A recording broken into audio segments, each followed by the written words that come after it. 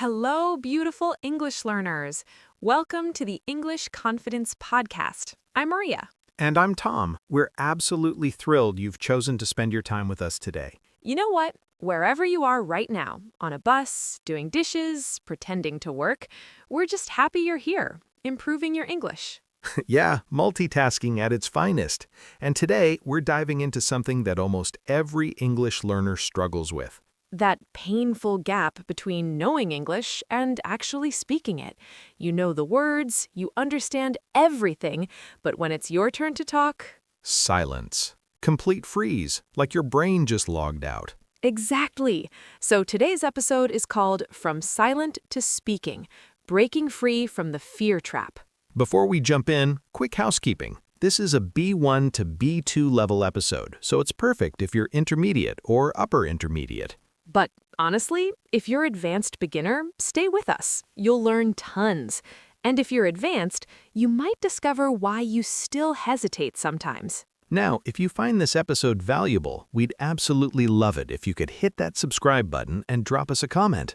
Yeah, tell us, I'm your name from your country, and the hardest part about speaking English for me is just complete that sentence. We read every single comment. Your stories help us create better content for you. All right, Tom, let's get personal.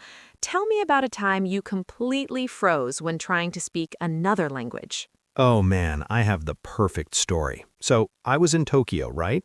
I'd been studying Japanese for 6 months. I could read menus, I knew basic phrases. You were prepared. I thought I was. So I walk into this small restaurant, and I'd practiced my order probably 20 times that morning. Ramen wo kudasai. Just ramen, please. Simple enough? Should be, but the moment the chef looked at me, my mind went completely blank. Not just forgot the words, I forgot what language I was supposed to speak. Oh no!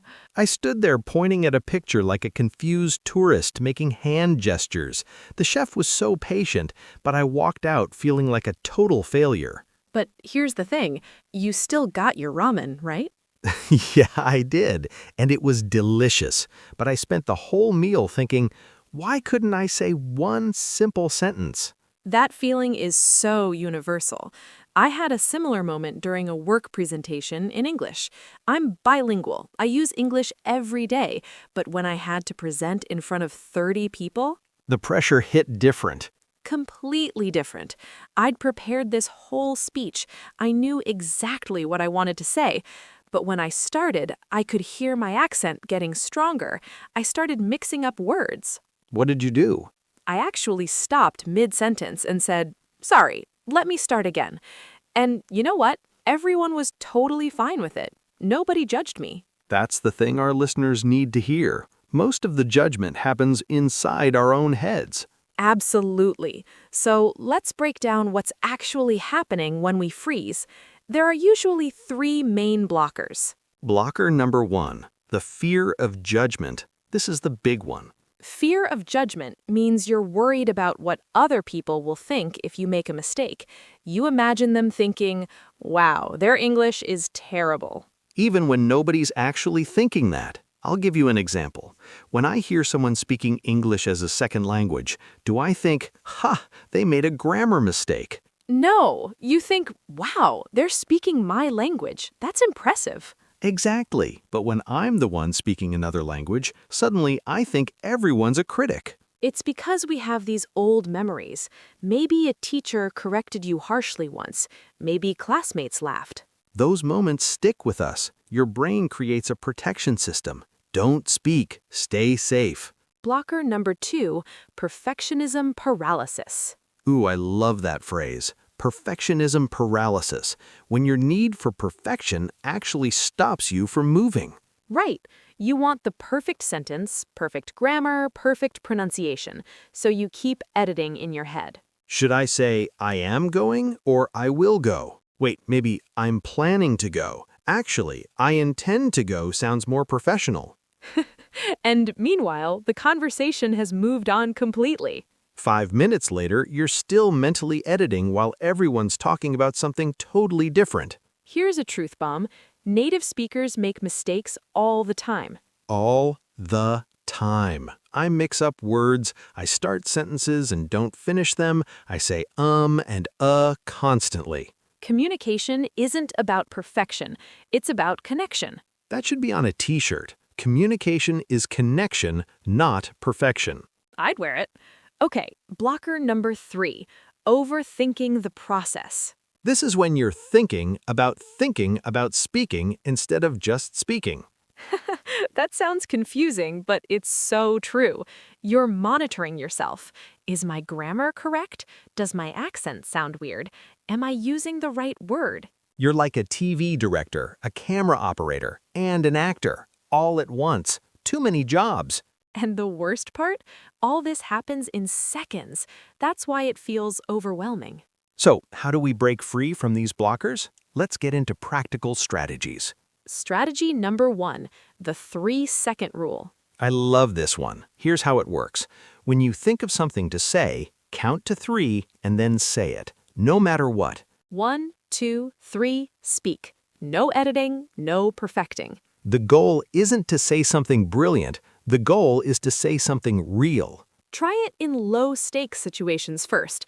When someone asks, "How are you?" instead of just, "Fine," try adding one more sentence. I'm good, thanks. I'm actually learning English through podcasts right now. See? Not complicated, but it's real conversation. Strategy number 2, create your confidence phrases. These are sentences you prepare in advance for common situations where you might freeze. Think of them as your safety net. When your brain freezes, you have something ready to catch you. For example, if you don't understand something, "Sorry, could you explain that in a different way?" If you need time to think, that's an interesting question. Let me think for a moment. If you make a mistake, "Oops, let me rephrase that." These phrases do 2 things. First, they keep the conversation going. Second, they buy you time to gather your thoughts. And here's the secret. Native speakers use these all the time. Absolutely. We're always buying time, asking for clarification, rephrasing. Strategy number 3, self-compassion. Self-compassion means being kind to yourself, treating yourself like you'd treat a good friend. When you make a mistake, what do you say to yourself? Many learners say things like, "I'm so stupid. My English is horrible." But imagine if your friend made a small mistake and you said, "You're so stupid." You'd never do that. Never. You'd say, "Hey, don't worry. Everyone makes mistakes. You're doing great." So why not talk to yourself that way? Instead of, "My English is terrible," try, "I'm still learning and I'm making progress." Instead of, "I can't speak English," try, "I'm building my speaking confidence step by step." Language matters. The way you talk to yourself changes how you feel. Now, let's talk about safe spaces to practice. You don't have to jump into a huge presentation on day 1. Exactly. Start small. Strategy number 4, solo speaking practice. This might sound weird, but talking to yourself is incredibly powerful. Not weird at all. Athletes visualize before competitions. Musicians practice alone before concerts. So why not practice speaking alone before real conversations? Here's how. Pick a simple topic. Maybe my morning routine. Set a timer for just 2 minutes. And talk out loud about that topic. Don't write it first, just speak. I wake up at 7. Then I make coffee. I like my coffee with milk. After coffee, I check my phone. It doesn't have to be interesting. You're training your mouth to move, your brain to think in English. You can do this while cooking, walking, even in the shower. Strategy number 5, voice message practice. This is for people who get nervous about live conversation. Voice messages are perfect because you can pause, breathe, and continue. Find a language exchange partner or a supportive friend. Tell them, "Hey, I'm practicing my English speaking. Can we send voice messages?" Start with 30 seconds. Just talk about your day. "Hi, today I went to the supermarket. I bought vegetables. Tomorrow I have work." Simple, but you're speaking. Your voice is active. And here's a pro tip. Don't listen back and judge yourself harshly. Yeah, many learners record themselves, then listen back and think, oh, I sound terrible. Stop doing that, at least not in the beginning. Just send it. Focus on the action, not perfection. All right, let's talk about real-life situations. Strategy number 6, the question technique. When you're in a conversation and you're nervous, ask questions. Questions take the pressure off you and show you're engaged. That's interesting. How did you get into that? What do you think about? Can you tell me more? You're practicing speaking, but in a lower pressure way. Plus, people love talking about themselves. True. And while they're talking, you get a little break to think about what to say next. Strategy number 7, embrace strategic mistakes. Wait, embrace mistakes? On purpose? Not quite, but here's the mindset shift. Mistakes are data, not disasters. Ooh, I like that. Mistakes are data, not disasters. Every time you make a mistake and someone understands you anyway, that's data. That tells you communication happened. And every time someone corrects you kindly, that's free learning. I'll give you an example. Last year I said, I'm boring, when I meant I'm bored. Classic mistake. My friend said, oh, you mean you're bored? And I laughed and said, yes, I'm bored, not boring. And now you'll never make that mistake again. Exactly. That moment taught me more than any textbook. So don't fear mistakes, see them as stepping stones. Now, let's address something important, accent anxiety. Ah, yes. Many learners say, I don't want to speak because my accent is strong. Here's the truth. Accents are beautiful. They show your journey, your background. Think about it. If you meet someone speaking your language with an accent, do you think they're bad at the language?